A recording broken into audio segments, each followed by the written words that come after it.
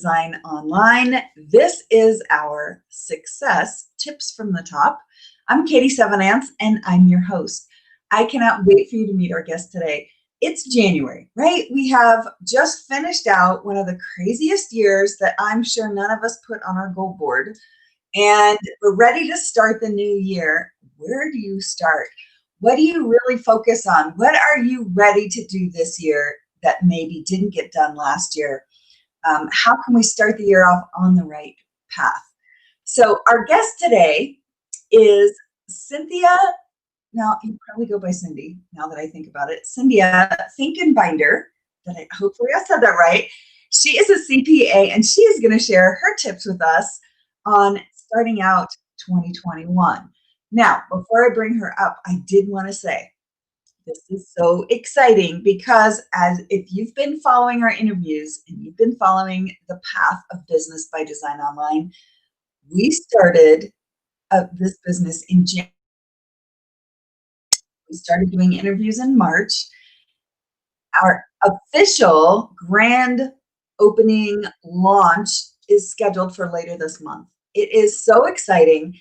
If you want to know more details about that, make sure you visit our link in here for the launch. We have a video that explains how this launch works. We're having a big scavenger hunt. We're giving away over $550 just for participating.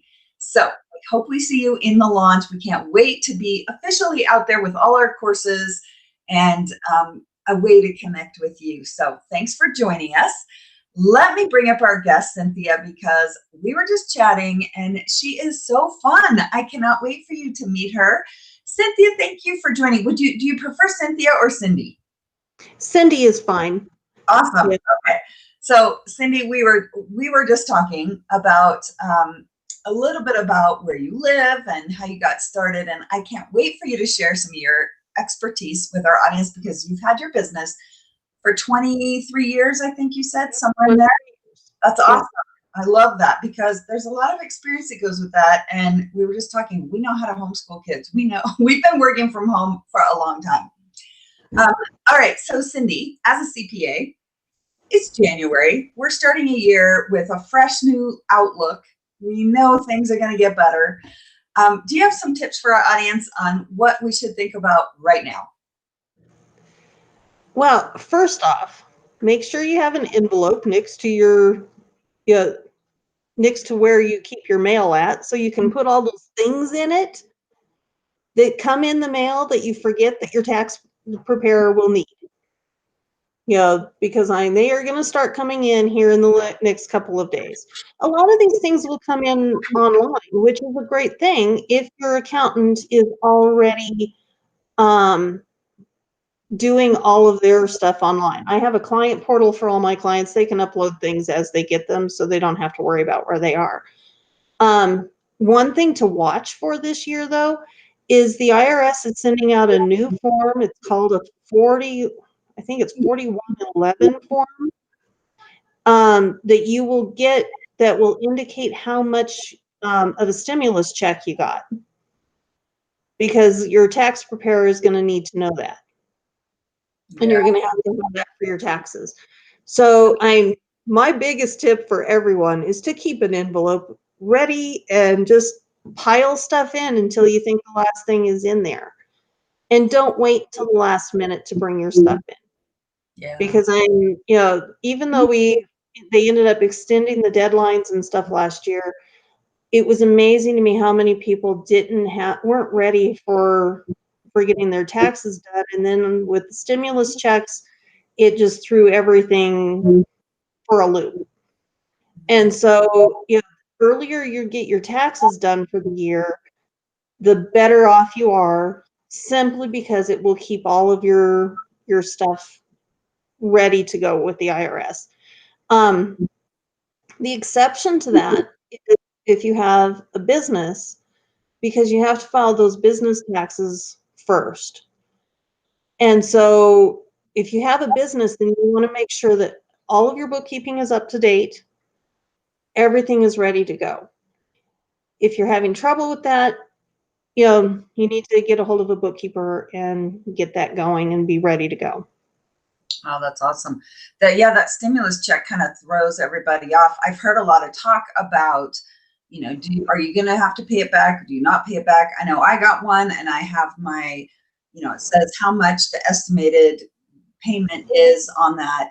We haven't done anything with it yet because we haven't had to, but yeah, that's good. And just keeping everything in one spot. In my file drawer, I have tax info so that every time something comes in, it goes in there and it's all in one place. Otherwise, it does get lost. It just kind of like, oh yeah, I forgot about that one.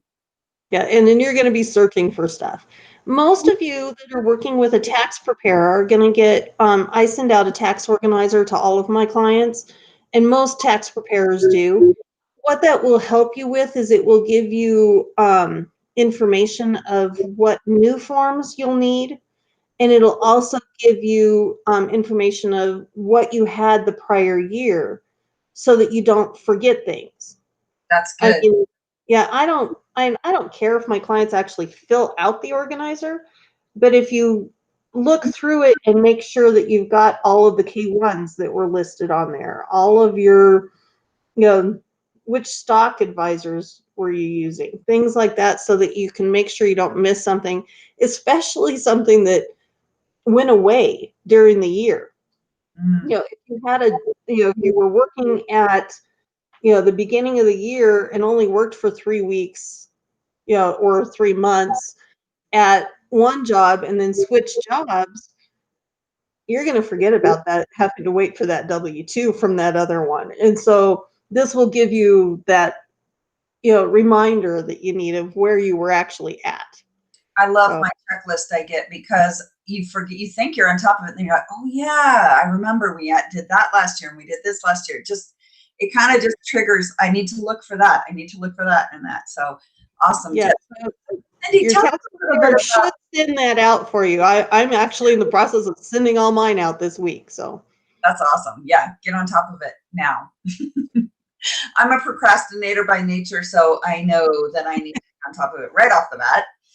yeah, All right, if you have employees, if you have employees, or if you have 1099 contractors, make sure, because those forms that you have to send out are due by the end of this month.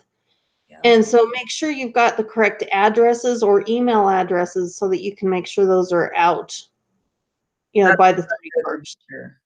Yeah. Because when you do different trainings and workshops, I know we had some different 1099 things last year, and I was like, oh, I didn't know I could do that or write that up for someone. So yeah, that was good. Good advice. We would like to get to know you. So tell us, how long have you had your business? How did you get started doing this? You were like a natural numbers girl, and that was just...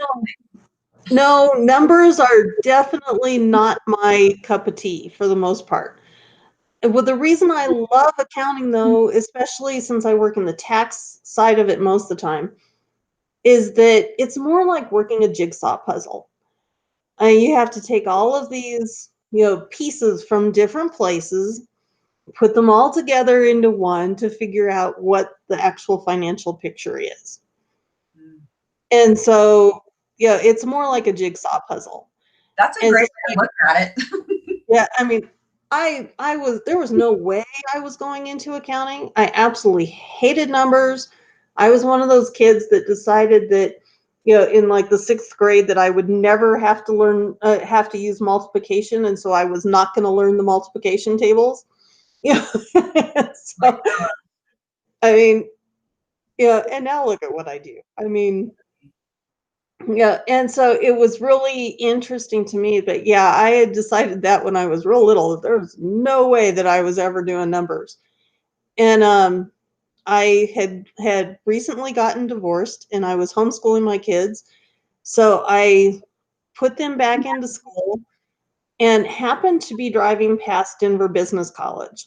I already had a degree. I had a degree in psychology, but finding a position with in psychology was pretty difficult at the time. So I was driving past Denver Business College pulled into the parking lot, and I found out real quick, you don't make a deal with God because he will take you up on it. And, I said, if you want me in school, I have to be in by the end of the week or I'm not going. Well, it just happened that classes started the next day. They had all of my financial aid and everything done that day. I was in school the next day. Wow. And one of my accounting instructors, we had to take an accounting class first. And I thought, oh, great, this is never going to work. One of the first things he said was, this is really a good career for single moms because you can generally work from home.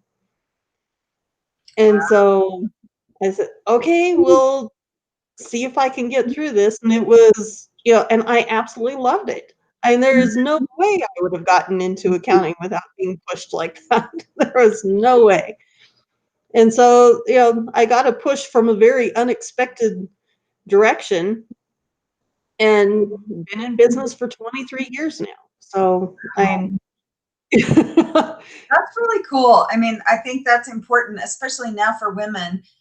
We're like, okay, I need to make some income. Where do I go? What do I do that I can do from home? And yeah, I think if last year taught us anything, it's about how we can look at things from a different perspective and see that, oh, I can do this kind of a business from home. You don't have to go to an office to be able to accomplish the work that you can get done. And what you're doing is awesome, connecting. I mean, I'm so glad we have technology, because if this had happened, 20 years ago, it would be a whole. Yeah, 20 years ago when I first started, it was very different. You had to, we were running files all over the place. And, I actually had a courier that was on standby all the time to pick stuff up or drop stuff off.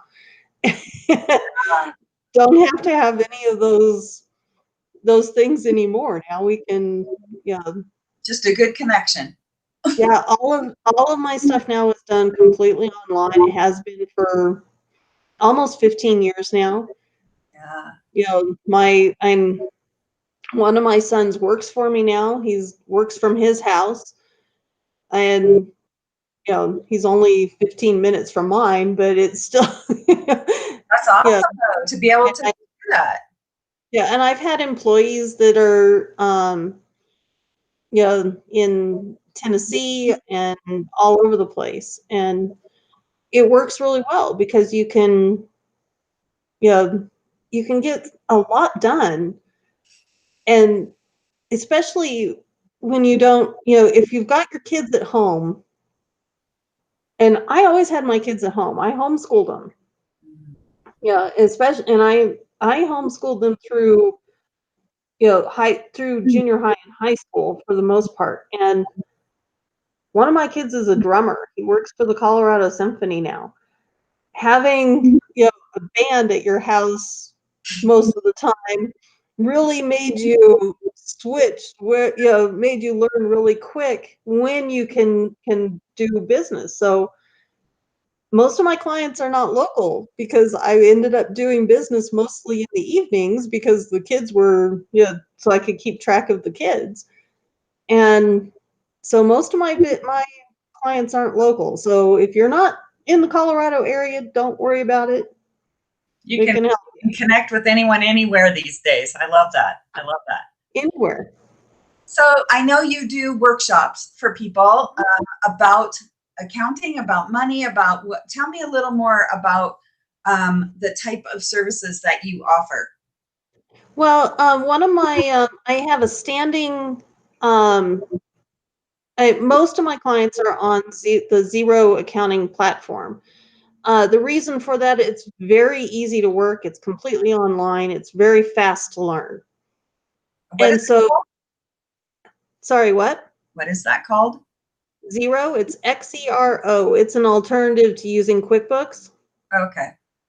And it's a lot faster to learn, and it's completely, yeah, it's just a all around easier program to use. Okay. And what's really nice is it allows your accountant to see what you're doing and answer any questions that you might have along the way instead of waiting until the end of the year when all of a sudden everything's messed up and you have to fix it. This way you can actually make sure it's right all the time. So it's really nice. That's good. Good. But I do classes on that once a month. You can just go to my website under schedule and it's on there.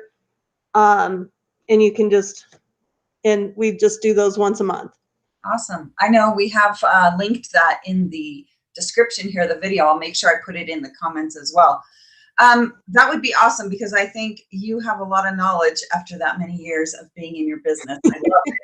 Most of us, I know it's an age thing because was in one business 20 years and now this one 18.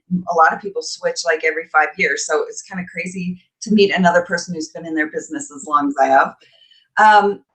Do you have some tips for us? So one of the things we like to do is share some tips from our experts that are things we can put into place right now to kind of get us on track. So do you have some tips you can share with our audience today?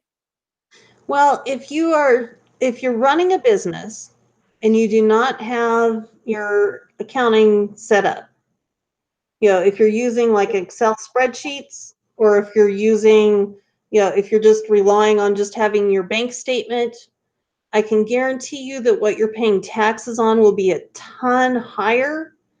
Your taxes are going to go up exponentially based on how you're keeping your books. And that's for any industry. Doesn't matter what industry you're in.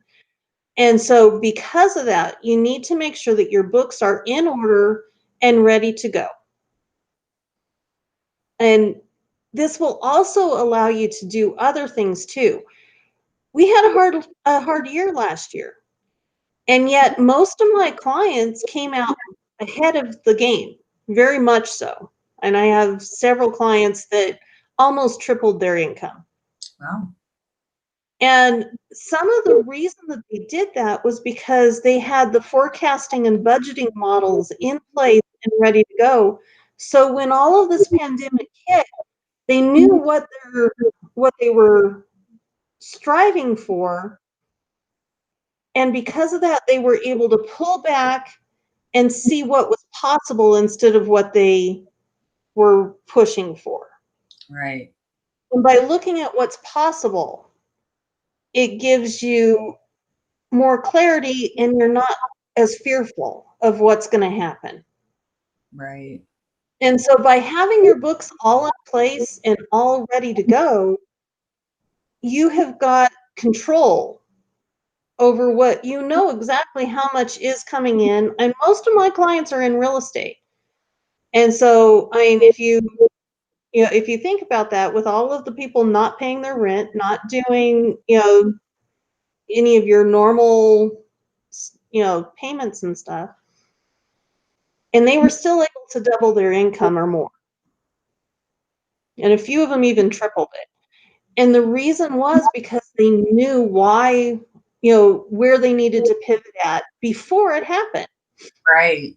Right. But because we already had the budgets and forecasts in place, and then we were just able to tweak those forecasts to figure out where we needed to align stuff and what needed to happen. And they were able to actually incorporate all that very quickly because they knew where they were to start with. Mm-hmm. If you don't know what your bottom line number is today for it's the 5th of January. You should already know how much money you made or lost for the entire year last year. You should be able to just roll off the top of your head what your net income was the year before. It's interesting. I just heard something yesterday in a course that I'm doing that was you can't, I'm going to goof it up. You can't manage what you can't measure. So exactly. Knowing that number so that then you can make that plan and go from there. And like you said, being able to pivot by your choice and not where it was dictated. Like, Yes, exactly. And a lot of you ended up at home. I mean, I've always worked from home, but um, a lot of people ended up at home and didn't know how to, where to go from there, and it paralyzed them. Yeah. Yeah. But if you would have had a plan of how to get from A to B to start with, you may have had that plan in place in January last year. And yes, we had to pivot. Everybody had to. But it was amazing to me how many people, the ones that came out of it the best, were the ones that had that plan in place, so they knew whether or not they could pivot and where to pivot to. Right. Just being able to look at that quickly. Um, very important. And I probably didn't have mine as clear now that I'm thinking about it as I should have, but um, yeah, that's good. Awesome. All right. So now that we know we need a plan, we need to know right now. And because if we have a business, all that has to be done at the end of this month, right? So Oh, yeah. yeah, that's a big part of it. And if you have kids in college, you can be starting on that too. But Yes, if you have kids in college, then you have all of those stupid, FAFSA reports and stuff that have to be turned in. Hey, at least you're lucky, because when my kids were in college, they were based on the prior year. So if you were applying for 2021, you had to have your 2020 stuff, and you had to have it by February. yeah, like way earlier. And now at least you still have to have it by February, but at least it's the prior year. It's now the 2019 return that you have to have. So, and hopefully that one you already have. Yeah, let's hope we've all got that one figured out. All right, so we have time for a couple more. Do you have a couple more things you'd like to share? Sure. I any questions that people might have. Actually, somebody had asked about my last name. It's not as rare as you would think, but most of my husband's grandfather and great grandfather um, were both missionaries, and so we get a lot of questions for the mission, because they were pretty pretty well known in the missionary field. So usually that's where the questions come from, is whether or not we're related to them. Yes, we are. All right, well, I have a question for you because I've had my business working from home for 18 years. I know I've heard a lot of talk about things changing this year. Is there anything in particular that stands out for an entrepreneur, a home business? Because I know home businesses like in California and different areas where that's changing the way they're reporting taxes. Is there something that stands out that we need to be aware of? Not really, because the thing is that a lot of people for a long time thought of a home office as being a red flag, that they were automatically going to get, audited. 90% of my clients have home offices. Mm. Of those, I think only one has ever been audited, and that's not because of the home office. And so most people, but now that you're required to be at home, keep in mind that there are different requirements for if you own your own business, as opposed to if you're working from home because your employer is asking you to. Yeah. And so you may not be able to take those expenses that you normally could as a actual home business, that so those expenses that you can take as a business owner as opposed to as an employee are very different. Yeah, and just knowing the difference. I've always had my business, always pretty much from home. So I feel very fortunate because I've developed habits. I know what records to keep.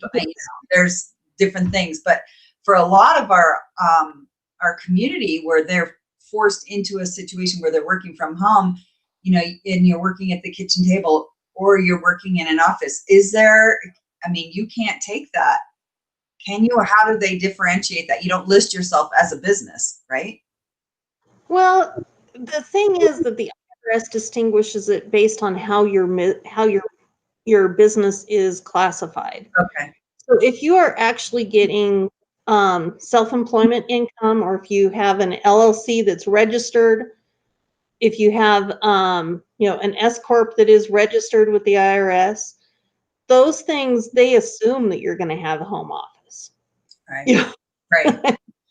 And so, I mean, unless of course you happen to be retail, which most of them don't have. Restaurants don't normally do that either, in their home now, from a home office. And so there are a few things that, of course, it'll say, no, you don't have a home office if you own a restaurant. But for the most part, what you need to keep is you have to keep all of your records for at least 7 years. Everything that's on your tax return, you need to be able to back it up. So if you have business expenses, payroll, any of those things, anything that shows up on your tax return, you have to keep it for 7 years. I usually tell clients to go ahead and keep them for 10, mostly because it's really easy to go through and say, well, this is 2021, so anything before 2011 is going, and and it gives you a little better. It's just a easier way to do it. And with all of your records being online now, be really cautious about banks, because when a bank merges, they tend to, then you lose access to a lot of your bank statements and things like that. So make sure that if you're doing like online banking and stuff like that, at least once a year, go in and download all of your bank statements so that you have them. They're not the property of the bank, because the bank only has to keep them for 5 years. Oh, But you have to keep them for 7. interesting. So make sure that you go in and actually download them at least once a year. I actually have that on my year-end Like a checklist. checklist of things to do. And take your mileage down. If you have not gone out and taken down the mileage of your car yet, go and do it today. Just write it down on something and throw it in your tax folder. That's how important mine is. I just use an old checkbook, because nobody uses those anymore. Checkbook register. That's what I keep all my mileage in. So it's funny. Oh, that's a really good idea. That's a great idea. I use a program called Mile IQ. I did too for a long time. And then I just was like, almost every drive I do is business. It's easier to just write down what I don't do and then what I do. And so that's really good, because, and like, I keep inventory at home. So that's the other thing on my list this week, is to finish my inventory. Make sure you have an inventory count. Yeah. Do it as close to the first of the year as you possibly can. Yeah. Because if you don't, then you're in trouble. We have a question here from Joy, and she says, where do most women business owners make the mistake in their finances for their business? When I first started, one of the biggest things that people, especially women, did was that they didn't really have a grasp of anything financial. They allowed their husbands to do that, all of that. I had the privilege of my grandparents owned restaurants when I was little. And it was really interesting because my grandma was the one that kept all of the books and knew all of she had all of that stuff. Not my grandpa had no clue how much was in the checking account. And so I learned that from the beginning, that you had to know exactly how much was in your account at all times. And I think that has moved forward now, that most women at least have some idea, and they don't just take a back seat in their finances anymore. Yeah. But when it comes to women, I think it's really fascinating to me how many women will not work with a male partner, or with a male business coach. And the fact is that we have a lot to learn from them just as much as they have to learn from us. Definitely. Two-way street there. Yeah. Yeah. And by taking and narrowing your focus so much that you will, and I have one client that will not sell any product to a man. It doesn't matter what I mean, even if he's buying it for his wife, she will, they have to go directly to him. And I think a lot of women are almost going so far the other direction that they're not accepting that sometimes we can learn from all sorts of different places. I think that's really key, is like we both have a lot to learn from each other, right? Yeah. So yeah, being open. Someone once told me that even if you are hiring an accountant or hiring a CPA, you should still know your numbers before you hire someone else. And I think that's a step that a lot of women that I know anyway tend to like, oh, I'll just hire someone to do that. But yet you still should know the big plan, and then you hire someone to manage all that. Well, business owners in general, and men do this too. It's not just women that do this. One of the hugest mistakes I see the business owners make is that they don't know how their accounting software works. And so they have no idea if somebody is embezzling funds from them, if somebody is, because they don't know their numbers well enough. Right. Right. And when you don't, I mean, you don't have to know everything about your program or everything about anything, but you do have to know if it's not right. You have to have that inkling in the back of your head going, I don't think that, those numbers are adding up. I know I didn't spend that much on payroll this week. Yeah. And Just have a better overall picture. You don't have to know all the fine details, but yeah, you don't have to know all the fine details, but you have to at least know when something is just off. Yeah.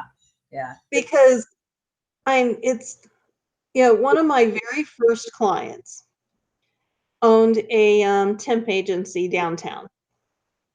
And she was probably one of the most in tune business owners I've ever worked with. And I could walk in there and she could tell me within pennies how much their what she thought that their net income was that month. Wow. She was generally within about $100. And I mean their payroll was 75 to 80,000 a week. Oh. And she could get, and she didn't even look at the books. I did all of the bookkeeping. I did all of that stuff, but she still knew approximately how close she was. And she was always very close. And it really taught me that by not knowing those numbers, I mean, somebody would have no clue if I had done anything, dramatically wrong. Yeah. And just by knowing that every month, and she could tell me when I first walked in how much she was, what she was expecting. That's awesome. And she also taught me, every time I would leave her office, she would tell me, she would say, so if you were hit by a bus on the way home right now, could somebody else pick this up and know exactly where you were? Oh my gosh, how many of us would be in trouble at that point? Right there. and be able to actually continue where you're at. Yeah. It taught me right from the beginning how to make sure that those documents and stuff were in place so that you didn't have to, you weren't so reliant on one person that you couldn't, pivot, as we were talking about earlier, because somebody was in the hospital or, whatever that week. And someone else needs to step in and take over. Yeah, that's good. Good things to think about. So we call that the getting hit by a bus scenario. Make sure or getting it with You COVID would. or You would whatever. ask me every time I left. Yeah, and at first I thought that is really a morbid question. But I've you know, after I heard got used to it, it was like, okay, this is something I have to actually embrace that, you know, people would know. how to step in and help out. Yeah, I love it. Well, I appreciate you being on today and sharing some of your insights, especially as we begin 2021. Let's not wait any longer. Get out there and go get your mileage off your car.